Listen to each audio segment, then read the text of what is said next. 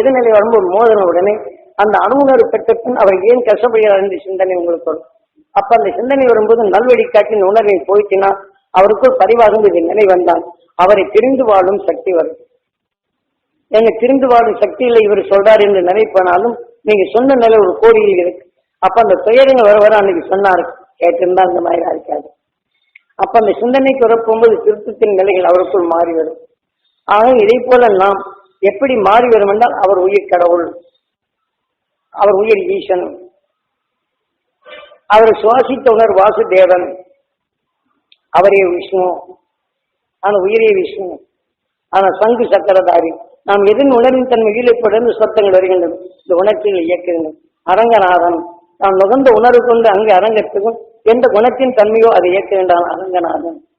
ஆகவே எதன் சந்தர்ப்பத்தில் எதன் உணர்வு வருகிறதோ அந்த உணர்ச்சியை எப்படி நம் உயிர் எப்படி என்று பல காரணங்கள் கொண்டு பல கோணங்களில் மனிதன் தெளிந்து உணர்வதற்காக அந்த சந்தர்ப்ப பேதத்தால் நுகரும் உணர்வுகள் நமது உயிர் எப்படி இயக்குகின்றது நல்ல தெளிவாக தெரிந்து கொள்ள. ஆகவே நாம் இந்த உணர்வின் தன்மை நமக்குள் இருக்கும்போது கிரேதா யுகத்தில் ஒன்றோடு ஒரு அழுத்தம் அதிகமான பின் இதை கண்டு அஞ்சு ஓடுவதும் அதன் உணர்வின் தன்மை மோதலில் ஒரு அதை காட்டின அழுத்தமான உணர்வு மோதன உடனே இது உணர்வுக்குள் ஒன்றோடு ஒன்று சேர்த்து இந்த மோதலில் அந்த உணர்வின் தன்மை எது இணைந்ததோ அந்த உணர்வின் தன்மை வலுவானதோ அதன் உணர்வின் தன்மை அணுவானால் அதே சமயத்தில் ஒரு கோளுக்குள் ஆனால் அந்த வலுவின் தன்மை கொண்டு அந்த உணர்வின் தன்மை கலந்து ஒரு புதுவிதமான உணர்வுகளில் கோள்களில் வளரும் தன்மை வருகின்றது. ஸ்ரீ கிரேதா யுகம். இதே போல நாம் கிரேதா யுகத்தில் நாம் உணர்வின் தன்மை எண்ணங்கள் வரப்படும் போது வலுவான உணர்வு வரப்பும் நமக்குள் மோதல் நடக்கின்றது. அந்த மோதலின் தன்மையில் தீமையை நீக்கி அருவுணர்வை நாம் சேர்த்து இந்த மோதலின் தன்மை மோத விட்டு இந்த விஷயத்தின் தன்மை மாற்றி நாம் உயர்ந்த அணுக்களை மாற்றுதல் வேண்டும். ஆக அது கிரேதா யுகத்தில் தன் நிலையை செய்யப்போது கிரேதா யுகத்தில் நாம் மனிதன் 6வது அறிவு கொண்டு மாற்றி அமைக்கிறோம். ஆக கிரேதா யுகம் என்று ஒரு மரத்தின் மனம் ஒன்றும் இன்னொரு மனத்தின் மனம் ஒத்துக்கொள்ள வேண்டாம் நகர்ந்து ஓடுகின்றது. ஆனால் விஷத்தன்மை கொண்டு ஒன்றோடு மோதும் போது சுழற்சி ஆகின்றது. ஆக மூன்றும் ஒன்றனாகி அதனான தன் தன் செயலை இழைத்து புதுவிதமான யுக்திகள் வளர்கின்றது. இந்த உணர்வின் தன்மை ஆனத்தின் பூமியை படர்கின்றது. ஆக படர்ந்த ஆனத்தில் இதே நட்சத்திரங்கள் மின்னல் உணர்வில் தாக்கப்படும்போது இது மீண்டும் உயிர் பிழைத்து எதை கலந்ததோ அதை எடுத்து அது உணர்வின் சரியாக உணர்வு கொண்டு சரியை வரும். வித்திலிருந்து சரியா, செடியிலிருந்து விட்டார். இப்ப நமக்குள் தீமை என்ற நிலையில் இல்லை, பிறகு உணர்வின் தன்மையாகி மோதலாகி நல்ல உணர்த்தை அடக்கி இந்த உணர்வின் தன்மை மாறுகின்றது. அது அணுவாக்கிட்டால் அந்த உணர்வின் தன்மை தோண்டி அது இறங்கி கிரேதா அதன் உணர்வின் வகுந்து உணர்வின் தன்மை இந்த உடலை மாற்றுகின்றது. உடலின் அணுக்கள் மாறுகின்றது என்பதனை கிரேதா கிரேதா யுகம் என்று சுபாரகா. கண்ணுக்குள் நாம் உடலுக்குள் ஆனத்தின் நம் உடலில் தீமை என்று தெரிகின்றது. ஆனா எப்படி தெரிகின்றது?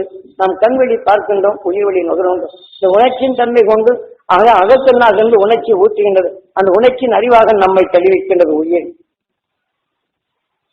ஆகவே இந்த உயிர் என்ற நிலையில் போகும்போது கண்களால் நாம் கண் கொண்டு புறத்தால் பார்த்தாலும் ஆக உயிர் அகக்கண்ணாக இருந்து இயக்குகின்றது. ஆகவே சிவனுக்கு இந்த உடல் என்ற நிலையிலும் முக்கண். ஆனால் முக்கண் என்ற நிலைகள் வரப்போகும்போது முக்கண்ணை திறந்து விட்டால் ஆனால் சர்வத்தையும் பொசிக்கி விடுவார்கள். இந்த 6வது அறிவின் தன்மை கொண்டு அந்த துருவ நட்சத்திரத்தின் உணர்வை எரித்து விட்டால் தீமை என்ற நிலைகளை பொசிக்கிவிடும். அந்த உணர்வின் தன்மை கொண்டு நம் உடலை எப்படி மாற்றி அமைக்கிறது என்ற நிலைதான் சிவன் நெற்றில் எண்ணெய் திறந்தால் சுட்டு பொசிக்குவார் என்று காவிய தொகுப்பில் தெளிவாக கூறப்படுகிறது. அதை நாம் செய்து படித்து உணர்ந்தால் அதன் உணர்வை நாம் தெரிந்து கொள்ளலாம். ஆகவே நாம் மனிதன் வாழ்க்கை இந்த உடலுக்கு பின் மனிதன் இத்தகைய பலவிதமான மோதலிருந்து நீக்கிடும் சக்தி பெற்றவன்.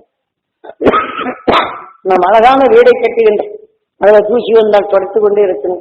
இதே போல மனிதன் வாழ்க்கையில் நம் அறியாத பிறருடைய தீமையை உறப்பும் போது அசுத்தங்கள் சேருது, அசுத்த அணுக்கள் வளர்கின்றது. அதை நாம் மாற்றணுமா இல்லையா?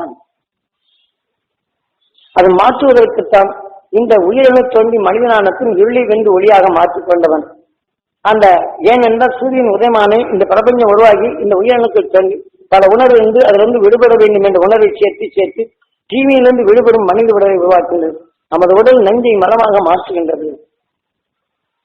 அந்த மாற்றியற்கு நஞ்சென்று உணர்ந்து அறிந்து கொண்ட பின் நஞ்சை நீக்க வேண்டுமா இல்லையா?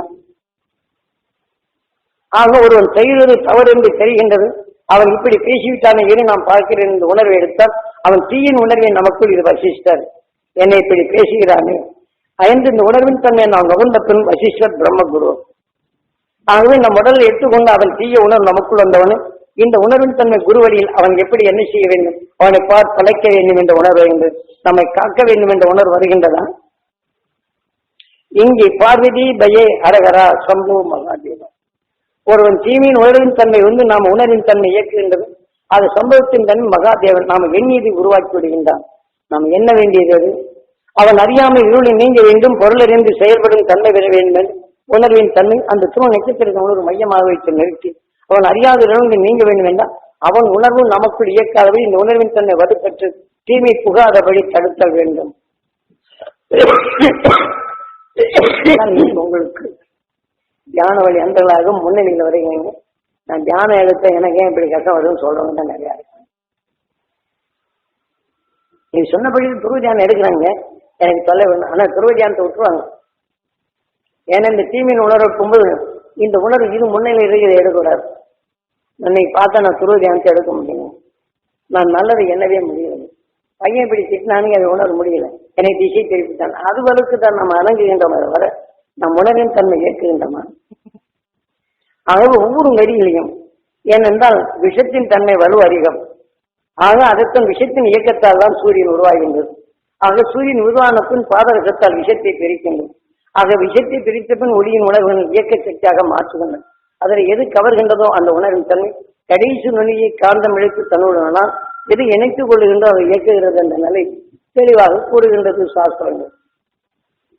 ஆக நாம் மனிதன் 6வது அறிவு தீமை என்று தெரிந்து கொண்ட பின் அந்த தீமையின் தன்மை நம் உடல் நஞ்சை மரமாக மாற்றுவது போல நமக்குள் நஞ்சி உணர்வை சேர்ந்திராது. அது நம் உணர்வும் வலுகொண்டு இது பழத்தல் வேண்டும். இல்லை என்றால் அந்த உணர்வின் தன்மை உயிரைப்பட்டு அதன் வழிதான் நம் உயிர் இயக்கம். நம் ஆன்மாவில் எது ஜாஸ்தியோ அதன் உணர்வு. நம் உடல் இருக்கக்கூடிய அணுக்களில் பலவிதமான உணர்வு அது உனக்கு தேவை. அந்த உணர்வின் தன்மை உயிருக்கு எண்ணி அந்த உணர்வின் தன்மை எடுக்கும். ஆனாலும் வேதனை என்ற உணர்வானால் முன்னணியில் நிற்கும். அந்த வேதனை என்ற முன்னணியில் இருந்தால் இதில் உயிரிழப்பட்ட நல்லதை சிந்திக்கும் தன்மை இழக்க செய்யும். சிந்தனை இழக்க செய்ய அந்த வேதனை உருவாகும். அந்த இருசூழ்ந்த நிலையில் தவறு உள்ளவனை தவறு அவனை ஏதாவது ஒன்று செய்தாக வேண்டும் என்றது. ஆக தீமையை நீக்கும் உணர்வு நமக்குள் வளராது.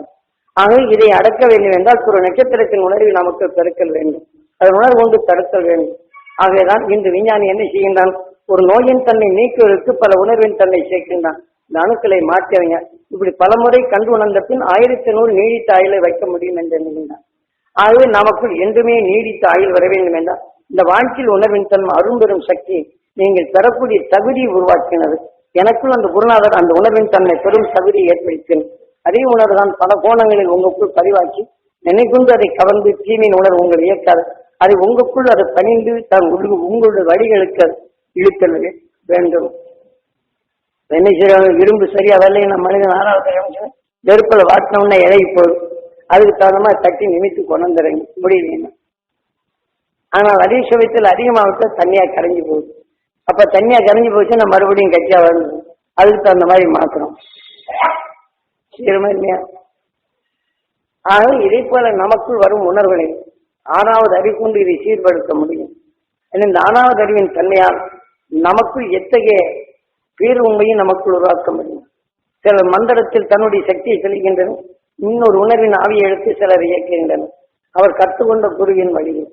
இப்ப நமது குரு அந்த நஞ்சை வென்ற உணர்வின் தன்மை தனக்குள் எடுத்து நஞ்சு வெல்லும் உணர்வின் தன்மை நமக்குள் அது உணர்வு எடுத்தால் அது நம் உள்நின்று குருவின் உணர்வு நமக்குள்ளே ஆகி ஆக அதன் உணர்வை தீக்கும், தீமைகளை நீக்கும் அந்த உணர்வு உருவாகின்றது.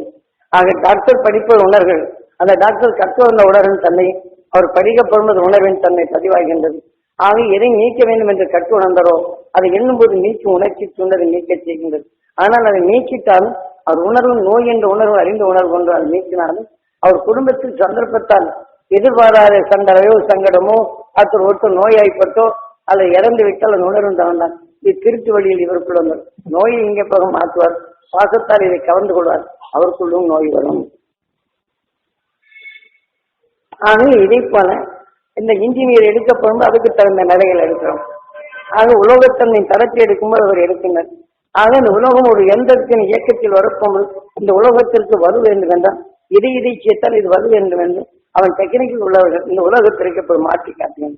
ஆக இதே போல நாம் என்ன வேண்டும் என்று இந்த விஞ்ஞான அறிவு கொண்டு மனிதனுடைய நிலைகள் ஒரு எந்திரத்தை தன் வழிக்கு அளந்து உலோகத்தை பல வழியிலும் தனக்கு உபயோகப்படுத்துகிறான். சாதாரணமாக இந்த இரும்பாவது இல்லாத ஆக்கி விடலாம், கருத்து ஆவியாகவும் மாற்றி விடலாம். அதே சமயத்தில் இந்த பிளாஸ்டிக்கை மாற்ற முடியுதானே? இல்லை. சாதாரண எரிபொருள் வரதான் கரும்பு சாத்தில் வரக்கூடிய இந்த கமிலத்தை விஷத்தின் தன்மை கொண்டு அழுக்க பிரிக்கின்றது. அதே அழுக்கின் தன்மை உருவாக்கப்பட்டு இது அறியாத தன்மை. நீங்க பூமிக்குள்ள போய் தோண்டி பதைச்சாலும் அது கெடுவதில்லை. அதே சமயத்தில் விஷத்தின் தன்மை கலந்து கொண்டு அந்த பொருளின் தன்மை எடுத்த பின் நாகரீக நிலை ஆகிடுச்சு. அந்த கிளாஸ்ல தான் தூக்கி சாப்பிட்டு போட்டு கிளாஸை தூக்கி அறிஞர் இந்த வெப்பத்தின் தன்மை அதுல கலந்த பின் அந்த விஷத்தின் தன்மை நம்ம பிடிச்சி ஆகி சிறுக சிறுக நமக்குள் விஷத்தின் தன்மை ஆகி மனிதன் கடும் நோய்களை உருவாக்கும். கேன்சர் முதல் கொண்டு வரக்கூடிய வாய்ப்புகள் நிறைய. ஆனா நாகரீகம் இதெல்லாம் பல செயல்கள்லாம் வரும். நானும் சொல்றேன், பிளாஸ்டிக்ல கொடுத்தா குடிக்கீங்க, வேண்டாம்னு சொல்றதுக்கு இல்லை. இதெல்லாம் தெரிஞ்சுக்கங்க. போனோடனே அந்த பிளாஸ்டிக் கப்பல் தான் கொடுக்குறாங்க. ரயில்வேல கொடுத்தா அவன்கிட்ட கிளாஸ் கேட்டாங்க, எப்படி குடிக்கணும் ஆசிரியர், சரி குடிப்போம், இந்த கொஞ்சம் தானே அடுத்தாப்படி தெரிஞ்சுக்கணும், எப்படி இந்த உணவைத்தான் நம்ம குடிக்க முடியும். எல்லாம் இதே போல இந்த இயற்கை நிலைகளும் சந்தர்ப்பமும் நமக்குள் தீமையை எப்படி வளர்க்கின்றது. ஆனால் இதே போல தீமையிலிருந்து நாம் விடுபடணுமா இல்லையா? ஆகவே நாம் கற்றுக்கொண்ட உணர்வின் தன்மை கூட இது வளர்கின்றது. நாம் அகசியனும் துருவடாகி துருவ மகிழ்ச்சியாகி துருவ நட்சத்திரம், அந்த துருவ நட்சத்திரத்தின் உணர்வு தீமைகள் என்று ஒளியின் தன்மை பெற்றோம். அதை நாம் நுகர்ந்தோம் என்றால் இந்த இருளை நீக்கி உணர்வின் அறிவாக கூட்டிக் கொண்டே வருகின்றது. இப்படி நாம் வாழ்நாள் முழுவதுக்கும் பகமை என்ற உணர்வோ தீமை என்ற நிலையோ விஷத்தன்மை என்ற நிலையோ தொடர்ந்தால் ஈஸ்வரா என்று எண்ணி அந்த தீமையின் உள்புகாது தடுத்து அந்த துருவ நட்சத்திரத்தின் பேரருளை பெற வேண்டும், என் உடல் முழுதும் படர வேண்டும், என் ஜீவாத்மா பெற வேண்டும் என்று உணர்வு வைத்துக் கொண்டால் இதற்கு வெளியே வருவதில்லை. நுகர்ந்த சொக்கி உள்ள உணர்வை இதனுடன் இணைத்து இந்த உணர்வின் தன்மை ஆக்கிவிடுங்கள். எப்படி இன்னைக்கு பச்சை கற்பூரத்தை லட்டு செய்யும்போது ஒரு துளி போட்டால் அந்த உணர்ச்சிகளின் தன்மை அந்த சுவை மிக்க இருக்கின்றது. நாம் தீமை என்ற விஷயத்தின் தன்மை நுகர்ந்தால் அதிகமாக சேர்க்காதவர்கள் அருள் உணர்வை நமக்கும் சேர்த்து இந்த உணர்வுக்கு ஊக்கமூட்டும் நல்பயனை உண்டாக்கும் தன்மை உலகாய் காரமாக இருக்கின்றது. அது குழம்புடன் சேர்க்கப்படும் உணர்ச்சிகளை தோண்டி அதற்கு தக்க சுவையை ஊட்டுகின்றது. அவை எதனுடன் சேர்த்ததோ அந்த உணர்ச்சியில் நமக்குள் அத்தனை பொருளின் தன்மை நமக்குள் சுவையை ஊட்டுகின்றது. ஆகாது என்று சொல்ல முடியுமா? ஆக மனிதன் 6வது அறிவின் தன்மை கொண்டு இதை நாம தெளிவாக உருவாக்க முடியும். ஆக இந்த உடலுக்கு பின் உயிருடன் ஒன்றி நாம் என்று நிலையான சரீரம் ஒளி சரீரம் பெறுவதே மனிதனின் கடைசி நிலை. அதனால மீண்டும் இப்ப மணி என்ன இருக்கும்? 2 ஆகிடுச்சா? சரி, அப்புறம் நாம இது உணவு உட்கொண்டு வந்த பின் இனி சாயங்காலம் வைத்துக் கொள்ளலாம், தியானத்தையும் தொடர்பு கொள்ளலாம். என்ன நேரம் ஆயிட்டுருச்சுன்னா இதை உங்களுக்குள் பதிவு செய்ய வேண்டியது பதிவு செய்யிட்டேன். நீங்க ஒவ்வொருத்தரும் என்ன செய்யணும்? நீங்கள் பிறருக்கு இந்த உண்மையை எடுத்து சொன்னால் அந்த நேரம் உங்களுக்குள் இந்த உண்மையின் உணர்ச்சி வளர்ச்சி ஆகும். நேரம் கேட்ட உண்மை எது தீங்கி இது நல்லதுன்னு தெரியும் அவங்களுக்கெல்லாம் எடுத்து சொல்லணும். இந்த மாதிரி செய்யுங்க, கோயிலுக்கு போன இந்த மாதிரி செய்யுங்க, அம்மா அப்பா இப்படி வளருங்க, ஒரு குறைகள் இருந்தால் மகிழ்ச்சி நான் சக்தி பண்ணணும், ஞானியா வர வேண்டும், நல்லவனா வர வேண்டும் என்ற உணர்வை நீங்க சொல்லிக் கொள்ளணும். அவங்க சொன்ன கஷ்டத்தை நீங்க கேட்டால் அது வளராதபடி அவங்களுக்கு ஞாபகத்தை விட்டு அந்த உடலின் தன்மை தெளிவாக்குங்கள் வேண்டும். ஆகவே ஞான வழி அன்பர்கள்லாம் இப்ப எப்படி உங்களை சீர்திருத்த முடிகின்றதோ இதே போல வாழ்க்கையில் வருவோருக்கு உங்கள் உண்மையின் உணர்வுகளை ஊற்றி அவருக்கு தெளிவான நிலையை மாற்ற வேண்டும். ஆக ஞானிகளை போன்று நீங்க மாற்றம் தைக்கவங்க உங்களுக்குள் தீமை என்று மாற்றி அமைத்து நன்மையின் உணர்வை உங்களுக்குள்ளும் விளைய செய்யணும். அவர் கஷ்டம் என்று சொன்னவங்க இப்படி நான் சொல்றேன் கேட்கலையே என்று வாதனைக்கு போக வேண்டாம், வாதனைக்கும் போக வேண்டும். அவர்கள் எப்படியும் பெறுவார் என்று உறுதிப்படுத்திக்கணும். அந்த உணர்வின் தன்மை பெறும் தகுதி சந்தர்ப்பம் வரும்போது அவர்கள் பெறுவார். அந்த பெரும் உணர்வு அவர்கள் பெறும்போது அந்த மகிழ்ச்சி உங்களுக்கு போச்சு. அன்னைக்கு சொன்னோம், நீங்க வந்துட்டாங்க நல்லா இருக்கும். அப்ப அந்த சந்தர்ப்பம் கஷ்டம் வரும்போதெல்லாம் அந்த உணர்வின் தன்மை நல்வழிவாங்க. மொத்தம் கடவுள் செய்வார், சாமி செய்வார், சாமியார் செய்வார், பிறர் என்ன இருக்குமா? நீங்கள் உங்களை நம்பு, நீங்கள் எதை சொல்லி நினைக்கின்றோ அது உணர்வின் தன்மை உங்களுக்கு உருவாக்கும். ஆக எவரும் செய்து கொடுக்க மாட்டேன். ஆக நீங்க எண்ணுவது உங்க உயிர் தான் உங்களுக்கு செயற்படும். நான் செய்வேன் என்றால் நீ நல்லதாக வேண்டும் என்று நான் சொல்லும்போது எனக்குள்ள அந்த நன்மை தன்மை உருவாக்கும். நீங்கள் நல்லது பெற வேண்டும் என்று எண்ணினால் அந்த உணர்வின் தன்மை உயிர்தான உருவாக்கும். வேற யாரும் செய்யப்படும். என்னை இப்படி செய்தானே என்ற நிலைகள் நாம் செய்யப்படும் யூசியங்களோ ஜாதகங்களோ மற்ற நிலைகள் பார்த்து அவர்கள் செய்து தர இதன் வழி நடக்கலாம் என்றால் இதுல வக்கரம் வருது, இதுல தீமை வருது. இந்த உணர்வின் தன்மை சேர்த்து இந்த வக்கரத்தோடையே நாம சேர்த்துக்கிறோம். காலத்தை காத்து கொண்டிருக்குமா இது வக்கரம் அதிகமாயிடும். அப்ப நம்ம எதை கொண்டு திருத்துவது? ஆகவே மனிதனுக்கு ஜாதகம் இல்லை, மற்ற கோள்களுக்கு இது கிரேதா யுகத்தில் உள்ளவருக்கு எதன் உணர்வு வலுப்பெற்றது அதை இயக்கும். ஆக கிரேதா யுகத்தில் உணர்வின் தன்மை மாற்றி அமைத்த மனிதன் 6வது அறிவு பெற்றவன். இந்த யுகத்தில் இவன் உணர்வுக்குள் மாற்றி அமைக்கும் சக்தி பெற்றான். தான் பிரம்மாவை சிறைபிடித்தான். நான் நுகர்ந்த உணர்வின் தன்மை நம்ம உயிர் உருவாக்கணும். இந்த 6வது அறிவை கொண்டு தீமையை நீக்கி உணர்வை இங்கே செலுத்தப்படும் போது தீமையை அகற்றிடும் சக்தியாக நம் உயிர் நம்ம வழிக்கு தான் வருகிறது. ஆகவே நாம் இப்போது உணர்வின் வழி கொண்டு உணர்வின் இயக்கத்தில் நம்ம சிக்கியுள்ளமே தவிர நமது உணர்வின் தன்மை கொண்டு நாம் உடலை இயக்க முடியும். ஆக உடலை சேர்த்துக் கொண்ட உணர்வுதான் இன்று நாம் இயங்கிக் கொண்டிருக்கிறோம். 6வது அறிவின் தன்மை தெளிந்திடும் உணர்வை, அது உணர்வை மறந்து விடப் போகும்போது நம்மை தெரிந்து வாழும் உணர்வுகள் நமக்குள் வளராது போகும். ஆகவே ஒவ்வொரு நிமிடத்திலும் அந்த துருவ நட்சத்திரத்தின் உணர்வுகளும் நாம் எப்படி செல்வத்தை தேடினாலும் தேடாமல் இருக்கணும். வேதனை உணர்வு வளர்த்த கொண்டால் அது கடைசி முறைதான். எத்தகைய வேதனையோ சிரமங்களோ வந்தாலும் அந்த அருளை பெறுவேன், இருளை பெறுவேன், இருளை நீக்குவேன், அந்த மெய்ப்பொருளை காண்பேன் என்ற உணர்வு உறுதிப்படுத்துவோம்.